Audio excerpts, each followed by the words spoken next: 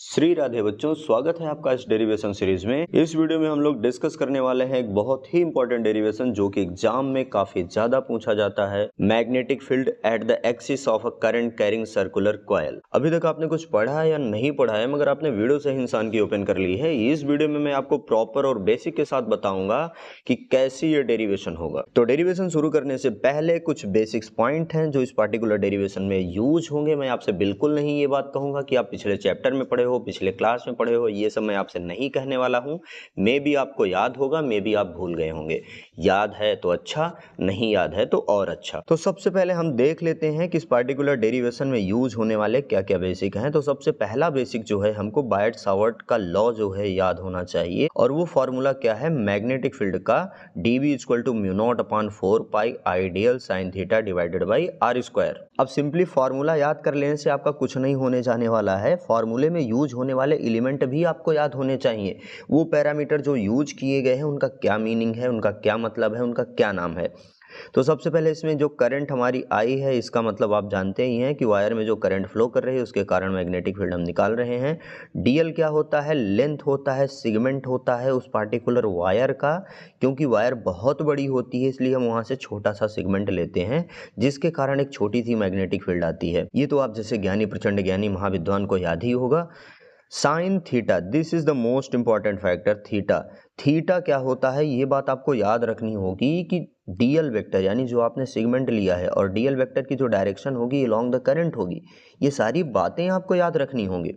और DL vector और are vector के बीच का जो एंगल होता है उसी को हम थीटा कहते हैं। अब मन में सवाल आएगा कि ये आर क्या है, तो बबुआ वायर से उस पॉइंट के बीच की दूरी होती है जहां पे आपको मैग्नेटिक फील्ड निकालना है। ठीक, तो आई होप आपको ये सारी चीज़ें क्लियर हैं, नहीं भी थी तो हो गई होंगी। नेक्स्ट हमको रिजोल्यूशन ऑफ वेक्टर का कॉन्सेप्ट याद होना चाहिए, जो कि हमसे पूछा जाएगा कि किसी भी वेक्टर को हम रिजॉल्व कैसे करते हैं। तो इसका बहुत सिंपल सा लॉजिक है। किसी वेक्टर को रिजॉल्व करना है तो उसके दो कंपोनेंट में आप तोड़ देंगे, एक एक्स के अलोंग, एक वाई के अलोंग। तो एक आ जाता है हमारा आर कॉस थीटा, यहाँ वेलोसिटी होगी तो velocity cos theta, magnetic field यानी बी होगा तो बी कॉस थीटा लिख लेंगे। और नेक्स्ट हमारा आ जाता है आर साइन थीटा, यानी जो दिया रहेगा उसी में साइन थीटा और कॉस थीटा लगा लेंगे। अब बात आती है कि वाई वाले में कॉस थीटा लगेगा कि एक्स एक्सिस वाले में कॉस थीटा लगेगा। तो बबुआ जिससे एंगल लगा है उसी वाले में कॉस थीटा लगा देना है। ठीक, और जिससे एंगल नहीं लगा है उसमें साइन थीटा लगा देना है। तो नेक्स्ट बेसिक कॉन्सेप्ट जो हमारा यूज होगा थोड़ा सा वो ट्रिग्नोमेट्री का है, ये भी आपको आना चाहिए। अगर राइट एंगल ट्रायंगल में हम बात करें तो साइन थीटा इक्वल टू होता है perpendicular upon hypotenuse, cos theta equal to होता है बेस अपॉन हाइपोटेनियस। ये भी बात आपको याद होनी चाहिए।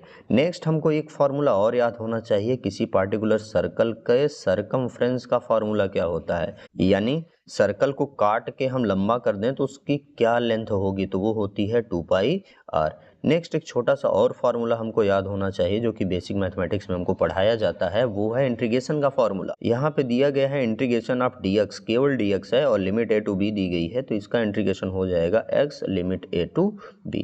कैसे रखेंगे हम बात की बात है, थोड़ा सा डेरिवेशन में इसके बारे में बात करेंगे। अगर आप चाहते हो कि आपको प्रॉपर ये डेरिवेशन समझ में आए तो इतने बेसिक पॉइंट आपको अपने दिमाग में बैठा के रखना ही रखना होगा। तो चलिए अब ये डेरिवेशन हम शुरू करते हैं। जैसा कि मैंने आपको पहले भी बताया कि एक परम कर्तव्य होता है डेरिवेशन को शुरू करने से पहले आपका, वो ये है कि इस डेरिवेशन के बारे में 4 लाइन इंग्लिश में लिखना। और आप 12th वर्षों से इंग्लिश मीडियम के छात्र रहे हैं, इसलिए आपसे उम्मीद कर सकता हूं कि आप इंग्लिश 4 लाइन लिख लेंगे। अगर आप नहीं लिख पा रहे हैं तो कृपा करके कमेंट करें, मैं आपको वर्डिंग भी कमेंट में दे दूंगा। अब बात आती है कि गुरुजी हम इंग्लिश में लिखें क्या, तो मेरे प्यारे शिष्य आपको इंग्लिश में क्या लिखना है जो इस पार्टिकुलर डेरिवेशन में आप इस्तेमाल करने जा रहे हैं। लेट अस कंसीडर करके एक सर्कुलर वायर है, उसमें करंट कैपिटल आई फ्लो कर रही है, उस सर्कुलर वायर की रेडियस आर है और हम उस वायर के एक्सिस से एक्स डिस्टेंस पे किसी पार्टिकुलर पॉइंट पी पे एक मैग्नेटिक फील्ड निकाल रहे हैं जो कि कैपिटल बी है। ठीक ना, तो यही सब चीजें बना करके आप अपने हिसाब से लिख लें। इसमें हम लोग देखते हैं सबसे पहले क्या है कि भैया ये हम जैसा दिख रहा है वैसा नहीं रखा है।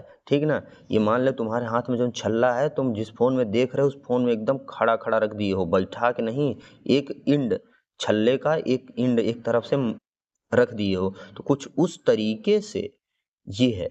और उसी छल्ले में अपना पेन घुसेड़ दो। ठीक, तो उसी तरीके से कुछ ये मैग्नेटिक फील्ड आपको निकालना है। तो इस डेरिवेशन को प्रॉपर करने के लिए हमने एक पार्टिकुलर सेगमेंट माना, किस पॉइंट पे, एम पॉइंट पे, ठीक, और एक उसी के डायमीटर के लॉन्ग ही हमने एक दूसरा सेगमेंट भी मान लिया डीएल लेंथ का ही एन पॉइंट पे। तो हम शुरू करते हैं।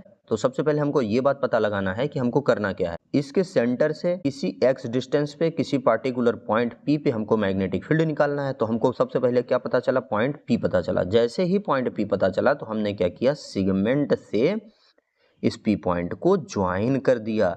सेगमेंट से P पॉइंट को जब हमने ज्वाइन किया तो ये हमारा हो गया भैया R वेक्टर। कौन सा वेक्टर हो गया, R वेक्टर मिल गया।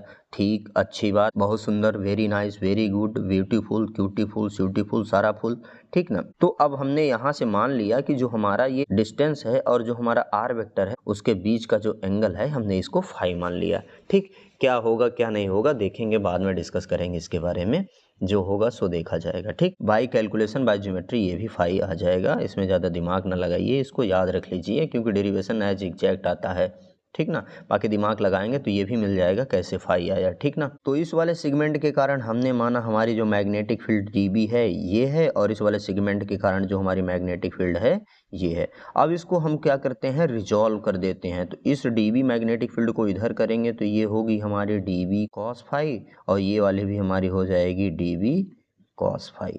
ठीक, तो हमारी मैग्नेटिक फील्ड आ गई। अच्छा, इसके एक एक वर्टिक कंपोनेंट आए। अब इसका जो दूसरा कंपोनेंट होगा इस वाले के कारण एक होगा dB साइन फाई, इस वाले के भी कारण एक आ जाएगा dB साइन फाई। तो इसके दो दो कंपोनेंट आ गए भाई, अच्छी बात। अब ये कंपोनेंट जो वर्टिकल वाले हैं, है ना, अगर डायमीटर के लॉन्ग दो सेगमेंट हम लेते हैं तो वर्टिकल वाले जो कंपोनेंट है एक दूसरे को क्या कर देंगे, कैंसल टू ईच अदर। तो यानी टोटल मैग्नेटिक फील्ड हमको वर्टिकली निकालने की आवश्यकता नहीं है, केवल हम हॉरिजॉन्टल यानी ओपी के लॉन्ग निकाल लें, बस इतने में हमारी टोटल मैग्नेटिक फील्ड आ जाएगी। अब बात आती है कि भैया कौन सा फार्मूला लगेगा। तो किसी वायर के कारण जो फार्मूला लगता है वो है हमारा बायट सावर्ट लॉ से आया हुआ ये पार्टिकुलर फार्मूला लगेगा।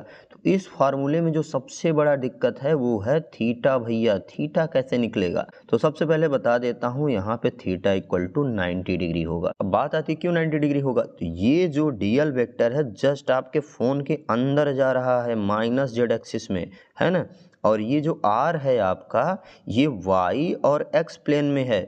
जेड एक्सिस हमेशा और हमेशा Y और X प्लेन पे 90 डिग्री का एंगल बनाती है, ठीक ना। एक चीज और आपको यहाँ पे याद रखनी पड़ेगी, बाई पाइथागोरस थ्योरम जो R की वैल्यू आएगी मैग्नीट्यूड का, कैपिटल R का स्क्वायर प्लस X का स्क्वायर।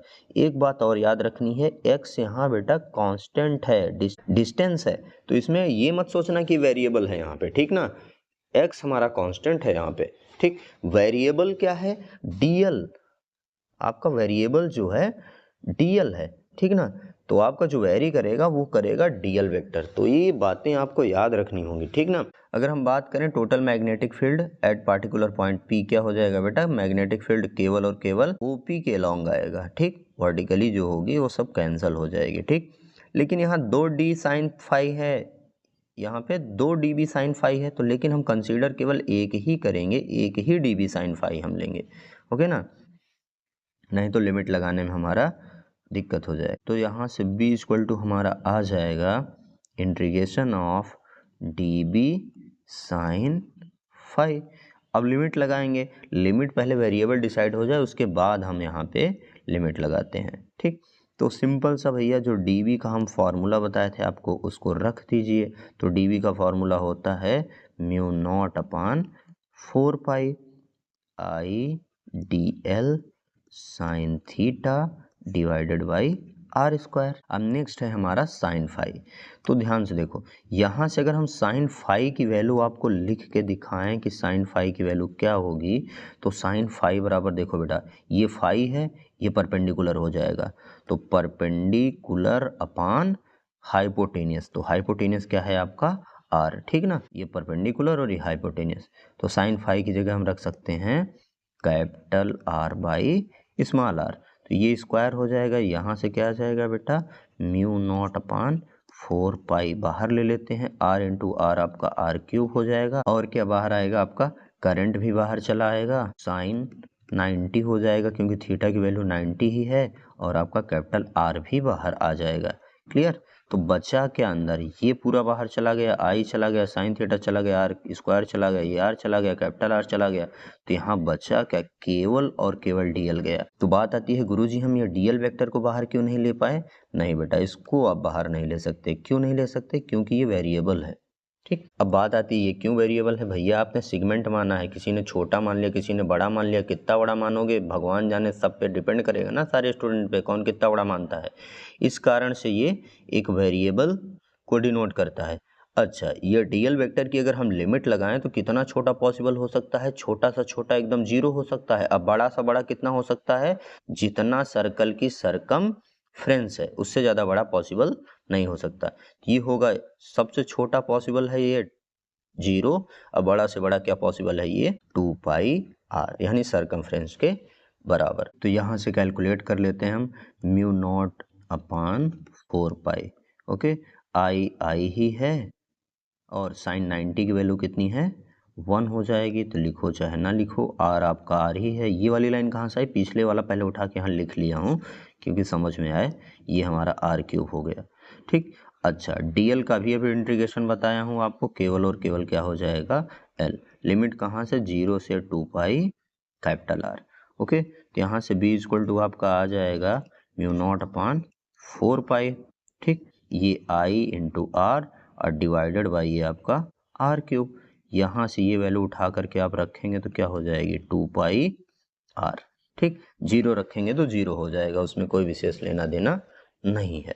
यहाँ से अगर हम थोड़ा सा और सिंप्लीफाई करें तो 2 और 4 कैंसिल होंगे तो 2 यहाँ बचेगा, पाई से पाई कैंसिल होगा तो कट ही जाएगा। तो यहाँ से देखेंगे थोड़ा सा सिंप्लीफाई करने के बाद तो हमारा बी इक्वल टू बचेगा बेटा म्यू नॉट आई और ये आर क्या हो जाएंगे, square, mu not I upon R square, और नीचे आपका क्या बचा, आर क्यूब। अच्छा, आर की भी वैल्यू मैंने आपको बताई है स्टार्टिंग में, क्या लेना है, square root of R square plus X square. अच्छा, रूट को हम क्या लिख सकते हैं, पावर में 1/2 भी लिख सकते हैं। तो यहाँ से बोल सकते हैं म्यू नॉट, ये 2 भी यहाँ बचेगा। ओके, तो आर की वैल्यू यहाँ से उठा के रख दीजिए, mu not I R square divided by 2, और आर की वैल्यू हम यहाँ पे रख सकते हैं square root of capital R square plus X square की होल पावर 3।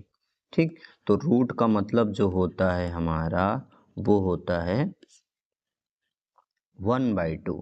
तो 1/2 जब यहाँ मल्टीप्लाई होगा तो ये R square plus X square की पावर 3/2 आ जाएगा। ठीक, अगर बेटा इसमें total number of terms capital N है तो बी इक्वल टू आ जाएगा mu not N I R square और डिवाइडेड बाई 2 इंटू ब्रैकेट में R square plus X square की पावर 3/2।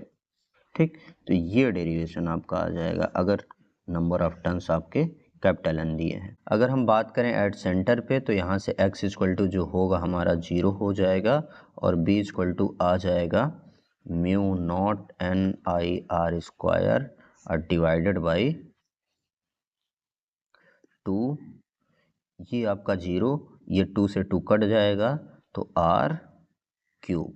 ओके, यहाँ से आर क्यूब से आर स्क्वायर कटेगा तो एक लाइन आप यहाँ से और लिख सकते हैं, B equal to mu not N I और डिवाइडेड बाई 2r।